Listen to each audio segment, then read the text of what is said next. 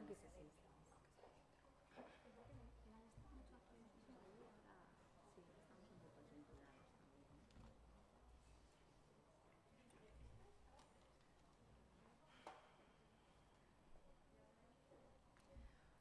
Hola, buenos días a todos. Bienvenidos a esta sesión organizada por el Servicio de Cardiología, que tengo el enorme honor de presentar.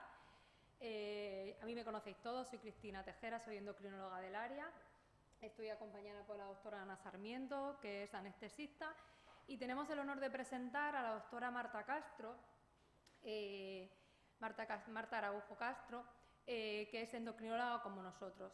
Marta es gallega, se formó en la Universidad de Santiago y aunque los que estáis aquí que no sois endocrinos no lo sabéis, toda la gente que hace la residencia, la mayoría de la gente que hace la residencia en el Hospital de la Princesa, acaban siendo todos grandes neuroendocrinos, como es Marta, que actualmente desempeña su labor asistencial en el Hospital Ramón y Cajal. Además de ser una gran neuroendocrina, es una gran amiga y he tenido la suerte de colaborar con ella en mi paso por la Junta Directiva de la SEM y es mi neuroendocrina de confianza y de cabecera, a la cual muchas veces envío mucho WhatsApp. Espero que no se canse. Aparte de daros la bienvenida a todos los que estáis aquí, me gustaría dar también la bienvenida a todo nuestro grupo de sesiones interhospitalarias en la que estamos representados los de endocrinología, en la que estamos representados servicios de los 4 puntos cardinales de España y que nos están siguiendo desde la retransmisión online. Así que, sin más, Marta. Bueno, buenos días a todos. Lo primero, muchas gracias por la presentación y también a los organizadores por haberme invitado, a Raquel, a Cristina, a Ana. Y bueno, yo os voy a hablar sobre el feocromocitoma, desde la sospecha clínica hasta el manejo perioperatorio. Voy a seguir el siguiente esquema en mi presentación. En primer lugar, una breve introducción sobre los feocromocitomas. Posteriormente revisaremos cuáles son los datos clínicos que nos deben llevar a sospechar un feocromocitoma. Revisar cuál es la evaluación hormonal y el estudio de localización recomendado en estos pacientes, unas pinceladas sobre el estudio genético y ya para finalizar revisaremos cuáles son las pautas de tratamiento prequirúrgico recomendado y unos mensajes importantes que me gustaría que os llevarais para casa. Bueno, como bien sabéis, los feocromocitomas son tumores neuroendocrinos poco frecuentes que derivan de las células cromafines de la médula adrenal y que secretan catecolaminas. La incidencia estimada es de 2 a 8 casos por millón de habitantes años y la prevalencia en torno al 0,2-0,6% de los pacientes hipertensos. El exceso de secreción de catecolaminas aumenta el riesgo de complicaciones circulatorias y hemodinámicas y, por otra parte, aunque la cirugía se considera el tratamiento de elección en estos pacientes, también es un potencial desencadenante de hipersecreción de catecolaminas. Por ello, resulta crucial realizar un adecuado manejo perioperatorio para disminuir el riesgo de complicaciones perioperatorias. Entonces, lo primero que tenemos que saber es cuáles son los datos clínicos que nos deben llevar a sospechar un feocromocitoma y cuáles son las indicaciones de cribado. Pues la realidad es que la presentación clínica es muy variable. Nos podemos encontrar desde casos que tienen la triada típica de cefalea, palpitaciones y sudoración, a otros pacientes que están prácticamente asintomáticos, como son aquellos que se detectan en el estudio funcional por un incidentaloma suprarrenal o en el cribado por antecedentes familiares o personales de síndromes genéticos asociados a feocromocitomas o paragangliomas. El signo más frecuente de todos ellos es la hipertensión, que va a estar presente en aproximadamente el 80% de los pacientes. Lo más frecuente es que sea una hipertensión arterial mantenida, pero un 30-20% pueden presentar hipertensión arterial episódica. Como os he comentado, los datos clínicos más típicos y específicos de feocromocitoma sería la triada de cefalea, taquicardia y sudoración, pero esta triada está presente únicamente en el 40-50% de los pacientes. La cefalea suele ser de inicio brusco, puede ser pulsátil o mantenida y generalmente se asocia a otros síntomas como palidez, palpitaciones, sensación de ansiedad, disnea, etc. Además, el exceso de secreción de catecolaminas puede generar manifestaciones a nivel cardíaco, como son la miocardiopatía dilatada o hipertrófica, miocarditis o incluso una miocardiopatía de estrés, un síndrome de Takotsubo. Generalmente las manifestaciones cardíacas se correlacionan con el exceso de secreción de catecolaminas, aparecen en torno al 30% de los pacientes y habitualmente son reversibles tras la resección del feocromocitoma. Además, el exceso de producción de catecolaminas puede generar resistencia a la insulina, llevando a alteraciones del metabolismo hidrocarbonado de distinta severidad. Nos podemos encontrar desde glucemia basal alterada en ayunas, diabetes mellitus, incluso casos que debutan con una cetoacidosis diabética. En este sentido, os quería presentar los resultados que hemos obtenido en el FEO para RIS Study, en el cual se incluyeron 240 pacientes con feocromocitomas o paragangliomas simpáticos, y observamos que al diagnóstico el 35% de los pacientes tenían alteraciones del metabolismo de la glucosa, siendo lo más frecuente la diabetes, en 54 pacientes frente a 27 pacientes que tenían prediabetes. Y además observamos que tras una mediana de seguimiento de 49 meses, hubo un 68% de los pacientes que tenían prediabetes que resolvieron la alteración, y de los que eran diabéticos, el 52% presentó remisión de la diabetes. Aquellos que eran más delgados, que tenían una menor duración de la diabetes y niveles de glucemia más bajos en el momento del diagnóstico, tenían una mayor probabilidad de remisión de la diabetes. Existen múltiples factores que pueden desencadenar una crisis adrenérgica, desde factores clínicos como el esfuerzo, la maniobra de Valsalva, la palpación abdominal, la cirugía. Algunos fármacos, como los IMAOs, los beta-bloqueantes, la metoclopramida, también el consumo de alcohol e incluso alimentos. Aquellos que tienen alto contenido en tiramina, como son el queso curado, el vino tinto, también pueden desencadenar crisis. La duración de las crisis va a ser variable. Hay pacientes que tienen crisis que le duran minutos, a otros que le duran horas. Y la frecuencia también es variable. Pacientes que tienen una crisis cada mes o cada 2 meses, y otros pacientes que pueden tener varias crisis a lo largo del día, incluso algunos que tienen 20 o 30 crisis en el mismo día. Entonces, una vez que tenemos un paciente con clínica sugestiva de exceso de secreción de catecolaminas, vamos a tener que realizar el diagnóstico diferencial con otras entidades que puedan cursar con síntomas similares, como la crisis de ansiedad, la hipoglucemia, el hipertiroidismo, las migrañas, algunas lesiones intracraneales, determinadas sustancias como las anfetaminas, la cocaína, simpático-miméticos, otros síndromes que cursan con síntomas paroxísticos como la mastocitosis y el síndrome carcinoide. Por ejemplo, en el síndrome carcinoide es bastante característico que el paciente se ponga rojo, en cambio, en el feocromocitoma el paciente durante la crisis se suele poner pálido por la vasoconstricción cutánea, y esto es bastante característico del feocromocitoma. Entonces, vamos a revisar un poco en qué pacientes debemos realizar cribado de feocromocitoma. Pues obviamente en aquel que tenga síntomas sugestivos de secreción de catecolaminas, lo que hemos comentado anteriormente, taquicardia, sudoración, palpitaciones, especialmente cuando son síntomas paroxísticos, hipertensión arterial episódica, resistente al tratamiento o de inicio de edad temprana, generalmente antes de los 30-35 años de edad. También en pacientes con diabetes atípica, es decir, aquella diabetes que aparece en un paciente delgado, joven principalmente, de difícil control y que se asocia a hipertensión arterial. En miocardiopatía dilatada idiopática, en el caso de incidentalomas adrenales atípicos, es decir, que no tenga características radiológicas de adenoma, posteriormente comentaremos un poco más este apartado. Síntomas por elevación paroxística de la tensión, crisis hipertensiva, arritmia que se desencadena durante la cirugía, la anestesia o otro factor que se ha reconocido como precipitante de crisis adrenérgicas. Obviamente, si el paciente tiene antecedentes familiares de feocromocitoma síndrome familiar, historia de tumor del estroma gástrico o condromas pulmonares, lo que puede aparecer dentro de la triada de Carney. Y entonces aquí quería comentaros el tema del cribado del feocromocitoma en incidentalomas suprarrenales. Entonces, en junio del 2023 se publicaron las nuevas guías sobre el manejo del incidentaloma suprarrenal, las guías europeas, y se ha producido un cambio importante, ya que nos recomiendan excluir feocromocitoma en todos los pacientes con lesiones suprarrenales con características no típicas de benignidad. En las guías del 2016 recomendaban cribado de feocromocitoma en todos los incidentalomas suprarrenales, pero ahora se considera que existe suficiente evidencia que para lesiones que tienen menos de 10 unidades Hounsfield en el TAC sin contraste, es decir, características típicas de adenoma, la probabilidad pretest de que se trate de un feocromocitoma es inferior al 0,1%. Por tanto, ya no hay que pedir metanefrinas ni catecolaminas en adenoma suprarrenal. Bueno, vamos a pasar a hablar de la evaluación hormonal prequirúrgica. Entonces, generalmente, el diagnóstico bioquímico va a ser el primer paso en el proceso diagnóstico de un feocromocitoma. Tenemos que demostrar que hay una producción aumentada de catecolaminas o de sus metabolitos en plasma o en orina.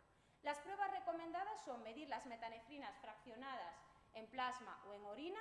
No obstante, debemos tener en cuenta que estas determinaciones tienen un elevado porcentaje de falsos positivos, hasta un 20% según algunas series. Por ello es importante instruir al paciente sobre aquellos alimentos o fármacos que debe evitar al menos 3-4 días antes de la determinación o de la recogida de la orina. En el caso de que tengamos elevaciones de metanefrinas o catecolaminas y hemos descartado interferencias farmacológicas y se trata de elevaciones que están por debajo de 3 veces el límite superior de la normalidad, puede ser de utilidad el realizar una prueba con clonidina, porque tiene una elevada especificidad. Si tenemos una supresión de la normetanefrina plasmática inferior al 40% a las 3 horas de administrar 0,3 miligramos de clonidina, esto es altamente específico de que se trata de una hipersecreción endógena, en algunas series una especificidad de hasta el 100%.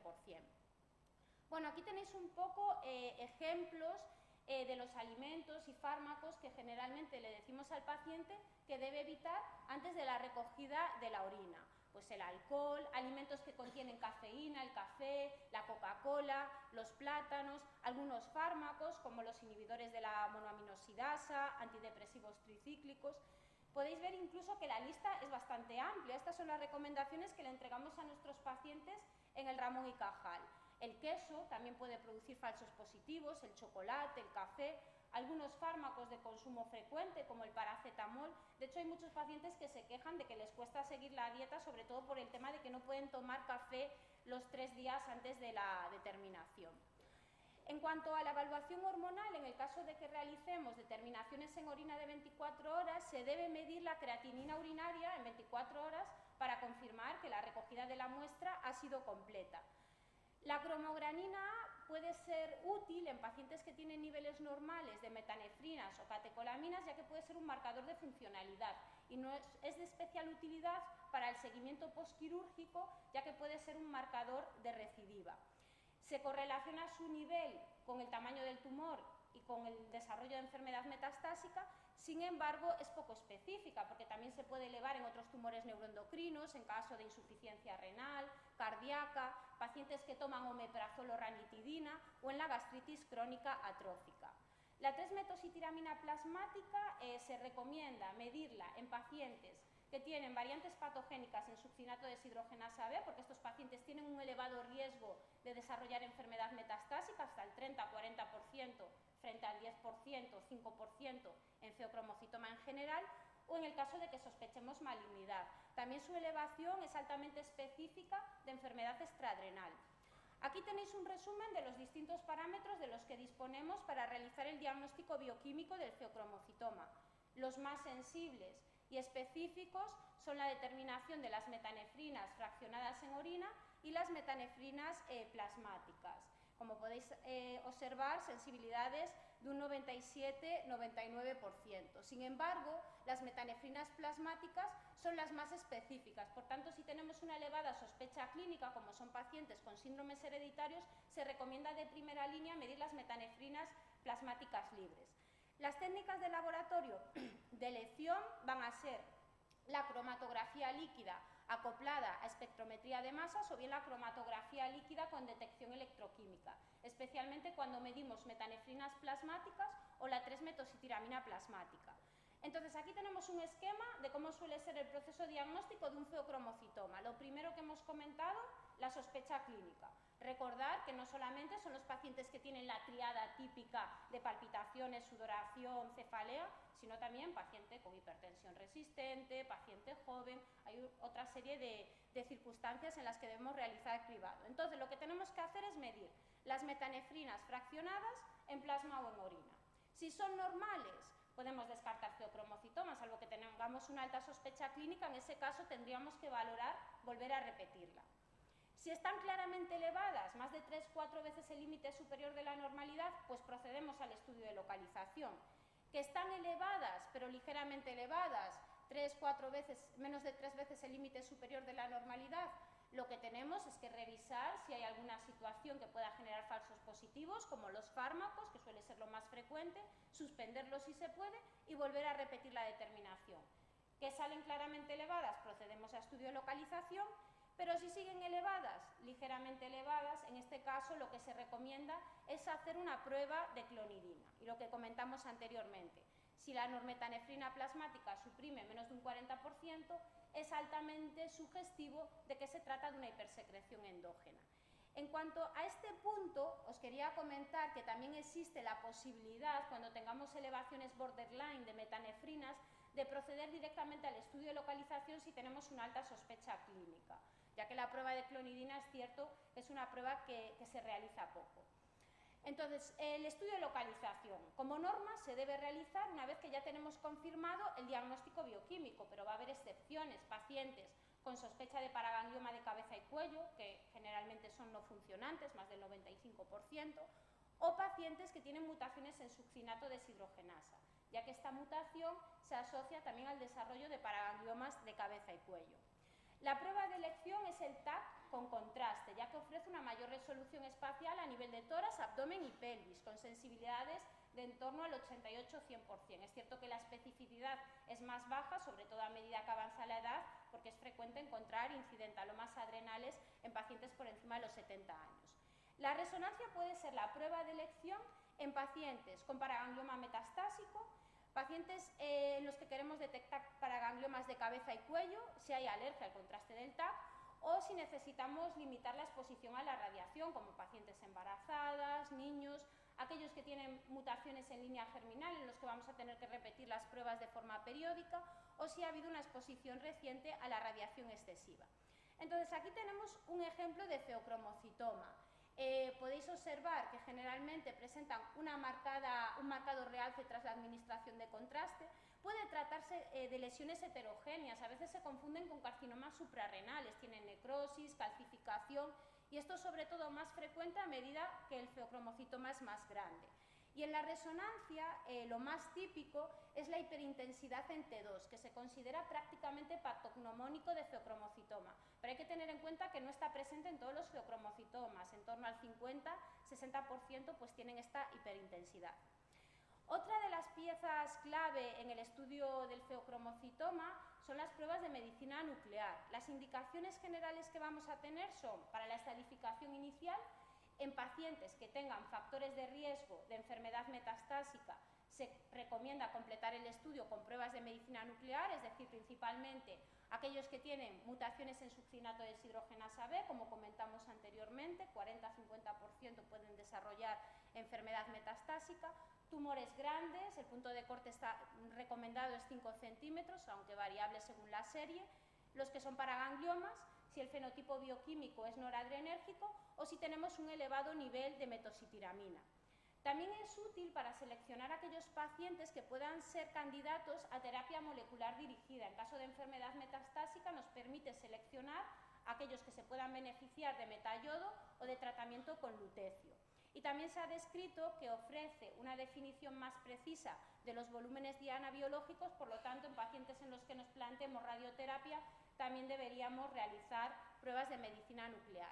Además, cuando tengamos un diagnóstico bioquímico de feocromocitoma y las pruebas anatómicas no sean concluyentes, las pruebas de medicina nuclear a veces nos pueden dar la clave en el estudio de localización. Debemos tener en cuenta el contexto clínico del paciente y el contexto genético a la hora de seleccionar las pruebas de medicina nuclear. En pacientes que tienen feocromocitomas esporádicos, generalmente con la metayodo o el PET con fluorodopa, es suficiente para el estudio de localización. En los que tienen feocromocitoma hereditario, MEN2, von Hippel-Lindau, neurofibromatosis tipo 1 o mutaciones en MAS, la prueba de mayor sensibilidad y por tanto la de primera línea sería el PET con fluorodopa. Y ya en los que tienen paragangliomas de cabeza y cuello, enfermedad metastásica, afectación extraadrenal o mutaciones en succinato deshidrogenasa, la prueba de elección sería el PET con galio 68, aunque bueno, no está disponible en todos los centros y a veces tenemos que plantearnos pruebas de segunda línea. Bueno, unas pinceladas sobre el estudio genético. Debemos tener en cuenta que en torno al 20-40% de los feocromocitomas y 30-40% de los paragangliomas son hereditarios. Por tanto, la recomendación actual que tenemos es realizar estudio genético en todos los pacientes con feocromocitomas o paragangliomas. Va a haber un mayor riesgo de contexto genético si hay antecedentes familiares de feocromocitoma, paraganglioma o síndromes genéticos, obviamente, si el diagnóstico se ha realizado antes de los 45 años o en aquellos que tienen enfermedad multifocal, bilateral o metastásica. Lo que se recomienda es realizar técnicas de secuenciación masiva. En la fecha hay más de 20 genes descritos relacionados con el feocromocitoma paraganglioma, por lo tanto, el realizar un estudio secuencial no es costo efectivo, que era lo que recomendaban las guías internacionales anteriores.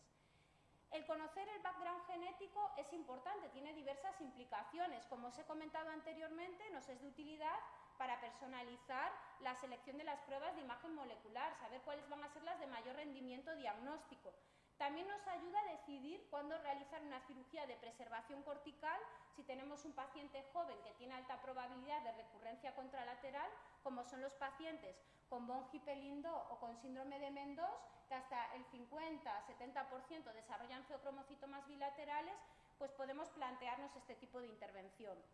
También cuando tengamos un paciente con alto riesgo de desarrollar enfermedad metastásica, como son los pacientes con mutaciones en succinato deshidrogenasa B y mutaciones en MAX, pues podemos plantear una cirugía abierta en estos casos.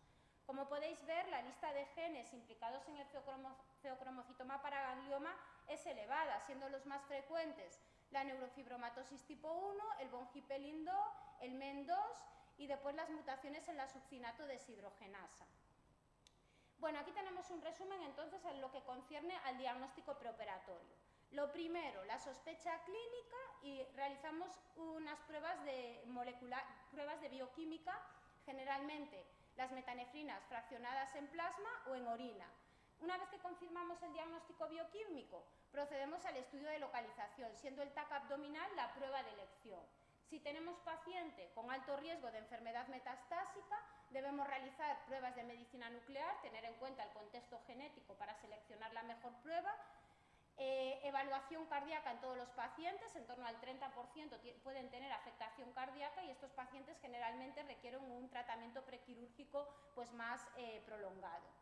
La evaluación anestésica también es crucial y el estudio genético, como he confirmado. Lo ideal sería tener la información del estudio genético antes de la cirugía, pero generalmente, como bien sabemos, en la práctica clínica no es posible. Entonces, vamos a pasar ya a hablar del tratamiento prequirúrgico. Los objetivos del tratamiento prequirúrgico van a ser normalizar la tensión, la frecuencia cardíaca, restaurar la deplección de volumen cardíaco y evitar el riesgo de una tormenta catecolaminérgica y sus consecuencias negativas sobre el sistema cardiovascular inducidas por una cirugía. Entonces, los objetivos de tensión y de frecuencia que nos recomiendan las guías internacionales de manejo de feocromocitoma sería tener una tensión por debajo de 130/80 en decúbito supino, una tensión arterial sistólica en posición vertical entre 90 y 110, es decir, evitar la hipotensión ortostática, y una frecuencia cardíaca entre 60-70 latidos por minuto en posición supina y entre 70-80 cuando el paciente está de pie. La recomendación actual es realizar tratamiento prequirúrgico en todos los pacientes que se van a intervenir de un feocromocitoma. Esto es lo que nos recomiendan las guías internacionales.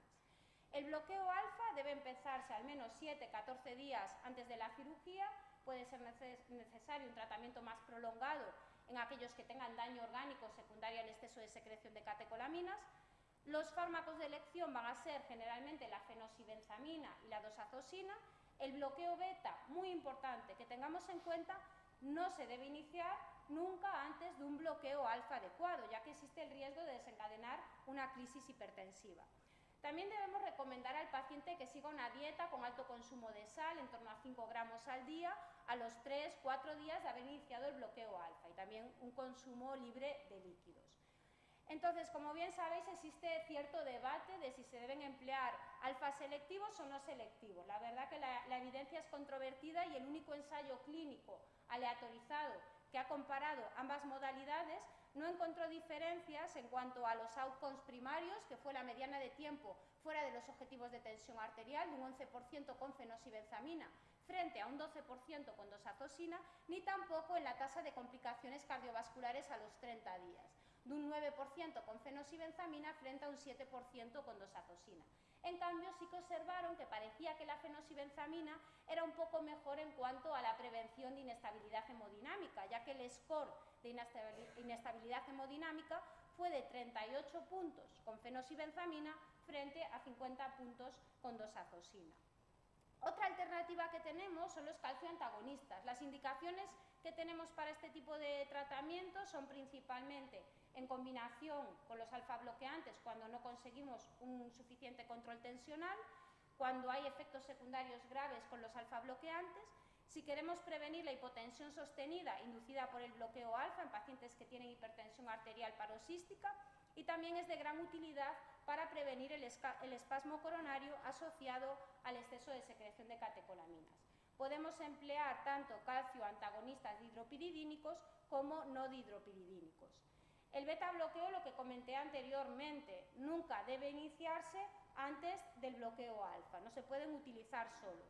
Se deben emplear con precaución en pacientes que tienen miocardiopatía o insuficiencia cardíaca, y tampoco hay evidencia de superioridad de los beta-1 selectivos frente a los no selectivos, aunque los selectivos generalmente se asocian a menos efectos secundarios tipo somnolencia.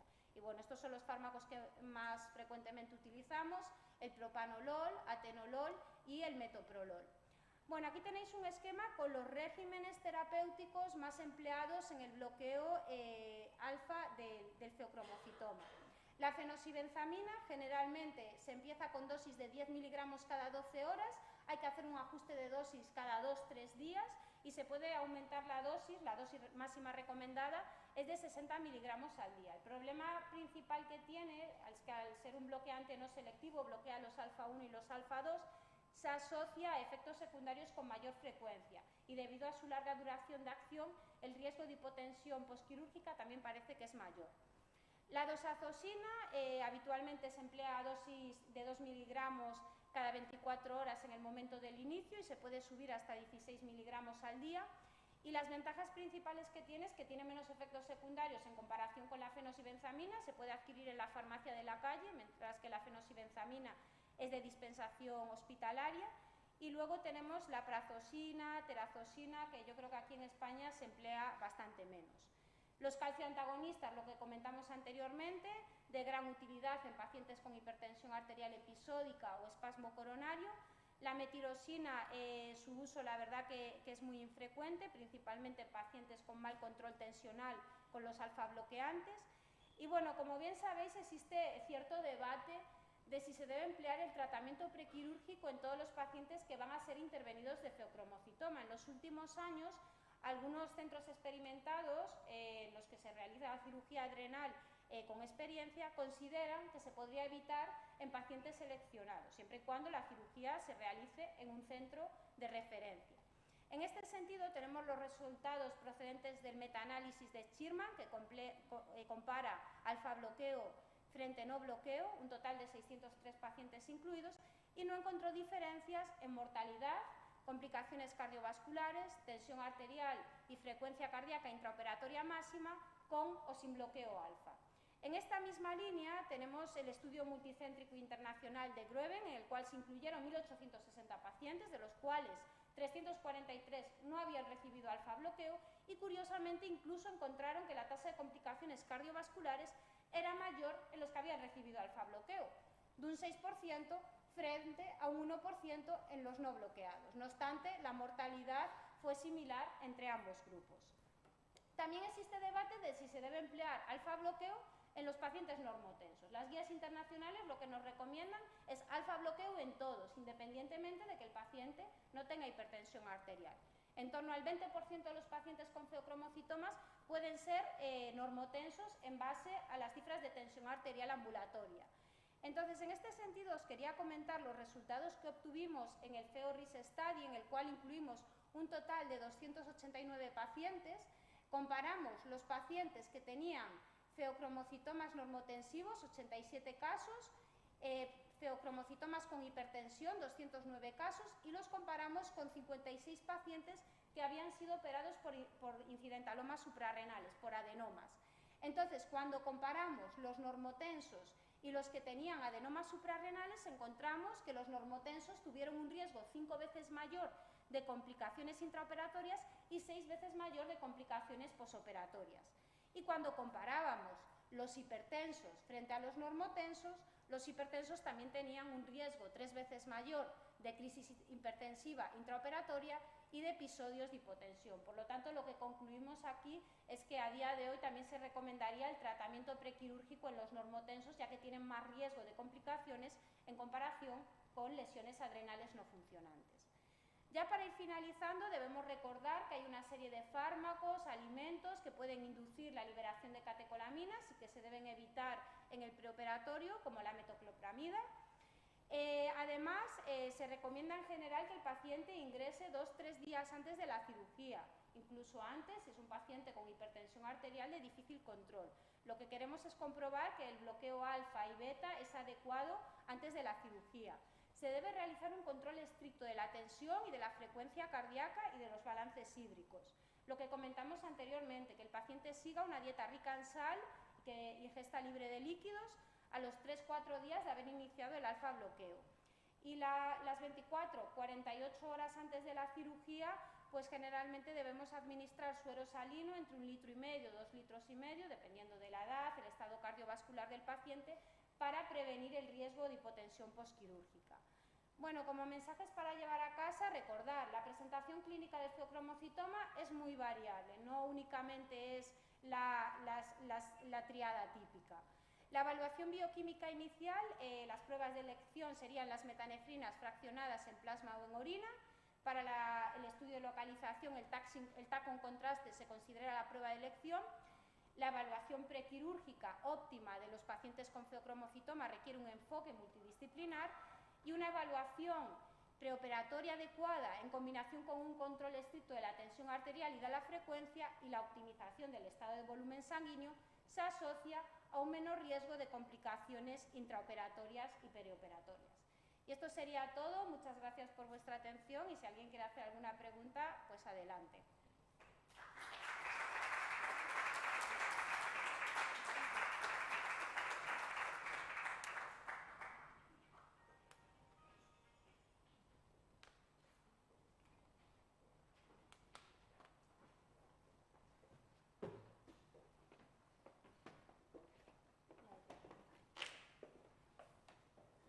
Enhorabuena, Marta, me ha encantado la sesión, no he parado ahí de tomar notas mentales. La verdad que el feocromocitoma es un tema que luego cuando tenemos un paciente, por muchas veces que lo estudiamos, porque los endocrinos es un tema que nos apasiona ya desde R1, siempre nos surgen muchas dudas.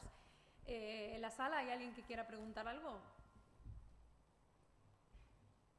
Ha dejado todo muy claro. Doctora Sarmiento, seguro que tú tienes dudas. Sí, yo más que dudas, lo que quería además plantearos un poco a las dos, a ti por tu experiencia evidentemente, es reflexionar un poco acerca de lo que tú comentaste, de si es necesario el pretratamiento en todos los pacientes. Porque sí que es verdad que yo cuando vi tu presentación y vi eso, me quedé un poco sorprendida y a la vez me da mucho miedo, porque los anestesistas somos los primeros que reclamamos que el bloqueo sea estricto, que cumpla los criterios.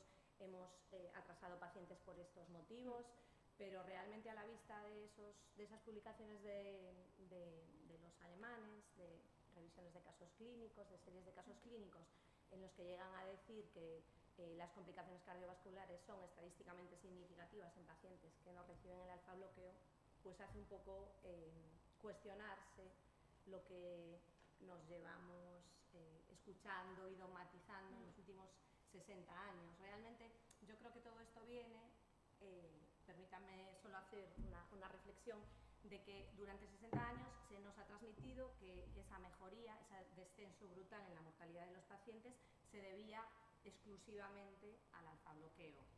A lo mejor sí que es verdad que es un momento en el que tenemos que abrir un poco las expectativas, un poco reconocer que los avances pues diagnósticos, de diagnósticos más precoces, quirúrgicos, de cirugías menos agresivas y menos invasivas, de fármacos que nos permiten controles intraoperatorios de esas oscilaciones de la tensión tan brutales a los anestesistas, pues a lo mejor sí que hay que ir pensando en que un grupo de pacientes pueda llegar a quirófano sin el bloqueo alfa. Me parece una pregunta muy interesante, la verdad.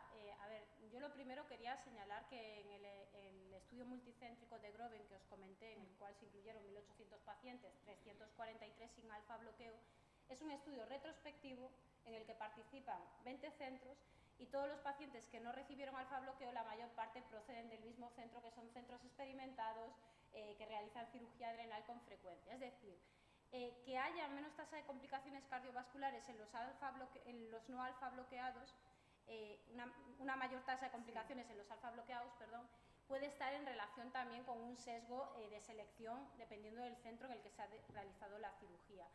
Entonces yo creo que tendríamos que tener ensayos clínicos aleatorizados para poder decir que el alfa bloqueo no es necesario. Es cierto que puede ser que en centros seleccionados, con experiencia, realizando una monitorización estricta durante la cirugía, es posible que sea posible.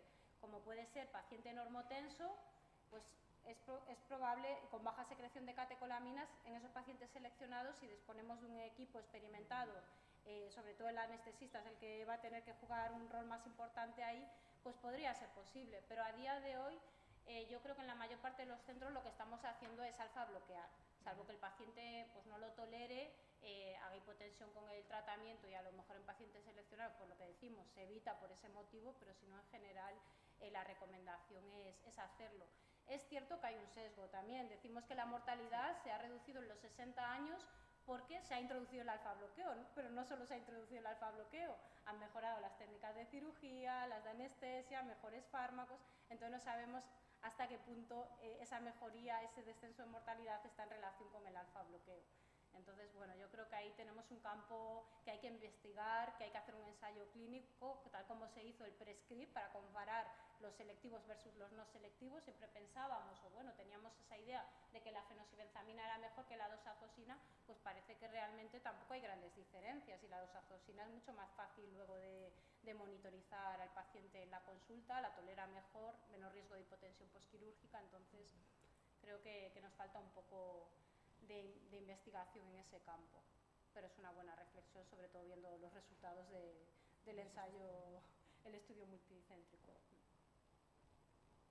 Porque también con relación a la preparación con metiroxina ¿es frecuente en tu hospital? No, nosotros no tenemos ningún caso bloqueado con metiroxina en los últimos 10 años. Generalmente pues, se utiliza en pacientes pues, metastásicos, que no consigues control de la tensión con los alfa bloqueantes o incluso en combinación con calcio antagonistas, hipertensión refractaria de mal control. Y el problema principal de la metiroxina, la dificultad para conseguirla, que es cara, que tiene un montón de efectos secundarios, atraviesa la barrera hematocefálica, produce letargia, somnolencia, incluso efectos extrapiramidales. Entonces, yo creo que si podemos, se toleran mucho mejor los alfa bloqueantes. No obstante, en pacientes seleccionados... Claro, es que desde el punto de vista fisiopatológico parece más razonable porque sí que la experiencia que tenemos los anestesistas es que incluso en pacientes que vienen al quirófano perfectamente alfa bloqueados, cumpliendo todos los criterios, las liberaciones de catecolaminas se producen y los picos hipertensivos son una constante en esos pacientes. Entonces, sí que desde el punto de vista fisiopatológico parecería más sensato disminuir la síntesis de catecolaminas que no tratar el síntoma derivado. Pero sí que, claro, sobre el papel parece no muy viable. Es un fármaco muy eficaz, lo que está descrito, yo no tengo experiencia. Claro, reduce con un inicio rápido de acción y reduce hasta un 50% a los 3 días la síntesis de catecolaminas.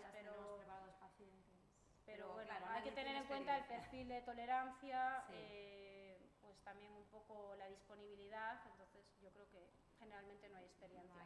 De la serie del registro de FEO, en el cual hay 300 pacientes incluidos, ningún paciente recibió bloqueo con metiroxina, incluso en los metastásicos, lo que puedo decir. Marta, antes comentabas el tratamiento quirúrgico en función de la genética. Claro, tenemos un problema muy grande. Antes hablábamos de nuestra paciente del verano, que fue todo el tema que tuvimos de feromorcitoma bilateral, que estuvimos implicados la mitad de lo que estamos aquí, yo creo. Claro, el estudio está pedido del mes de agosto, pero a día de hoy todavía no lo tenemos. Entonces, muchas veces actuar en función de la genética nos es muy complicado. Nosotros, por ejemplo, tenemos alguna familia con mutación del azucinato deshidrogenasa B y sí que, bueno, pues ya te puedes adelantar a las complicaciones. Bueno, en este caso los de la sofinato deshidrogenasa van todos con suprarrenalectomía total, pero sí que para esos casos tipo Bolin-Pelindao o, por ejemplo, nefrofibromatosis tipo 1, que se podía plantear la parcial. Claro, el problema es que la genética siempre viene después. No sé si es algo que es mal endémico o es mal pandémico. Yo creo que nos afecta a todos eso. Nos gustaría tener los resultados genéticos antes de la cirugía, pero en general, salvo que sea un paciente ya diagnosticado de su síndrome al que le diagnosticas el feocromocitoma, en general lo que tenemos es la información posteriormente. Ya otra cosa es el paciente que ya tienes con el MEN, con el von Hippel-Lindau, que luego desarrolla un feocromocitoma, y es cuando ya te puedes plantear lo de la adrenalectomía parcial o pues hay que balancear un poco, porque al final es cierto que la adrenalectomía parcial parece que todo es precioso teóricamente, pero técnicamente no es tan sencillo. Yo lo he hablado con los urólogos, de hecho estamos revisando ahora ese tema, y pues hay que seleccionarlo en pacientes muy seleccionados, porque no es tan bonito como parece. Le quito la médula, le dejo la corteza. Entonces creo que sí que, pero bueno, sería interesante desde luego tener la genética antes para todo. ¿Alguien más se anima a hacer alguna pregunta? Bueno, pues darte la enhorabuena de nuevo, Marta, por tu excelente exposición, y para nosotros ha sido un honor recibirte en nuestro centro. Y nada más, que tengáis todos una buena jornada y una buena semana.